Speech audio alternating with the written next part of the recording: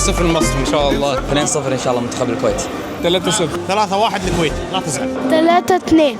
محمد مجدي قفشه ومحمد شريف. 2-1. 2-0 لمصر. قفشه جايين من الكويت مخصوص. 3-1. ما هي بيلا ده. ممكن الجزائر ومصر ان شاء الله. 2-0.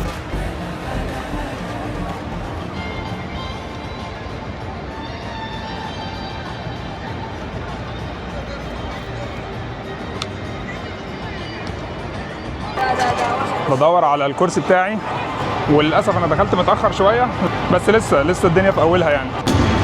تقريبا اقل من 10 دقايق والماتش يبتدي خلاص. الاعلام بدات تنزل والاجواء حلوه جدا، بس شايف ان الجمهور قليل قوي على الماتش.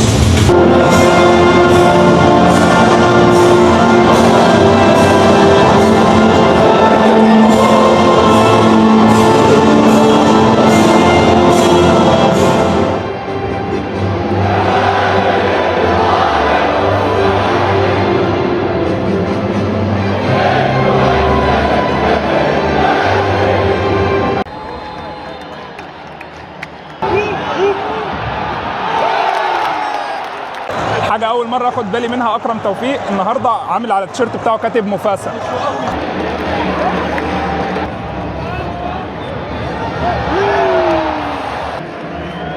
الكرة اللي الخطيب بيمضي عليها بيبقى لها شكل.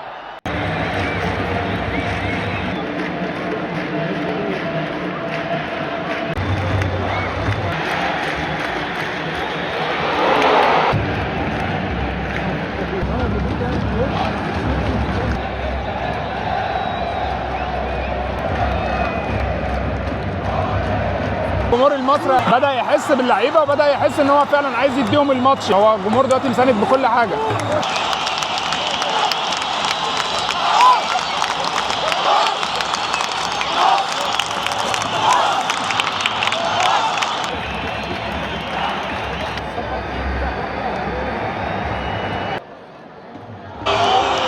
يا رب يلا يا ابو ليلى.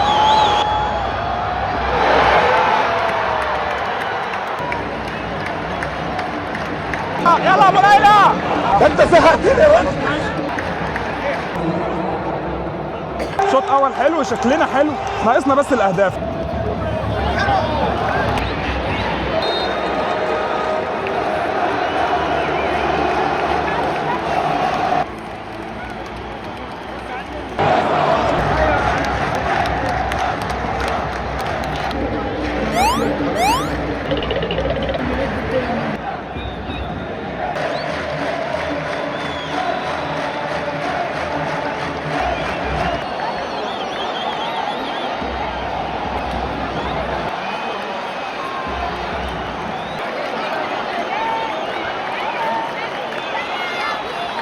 الدكة عايزة تختار حد.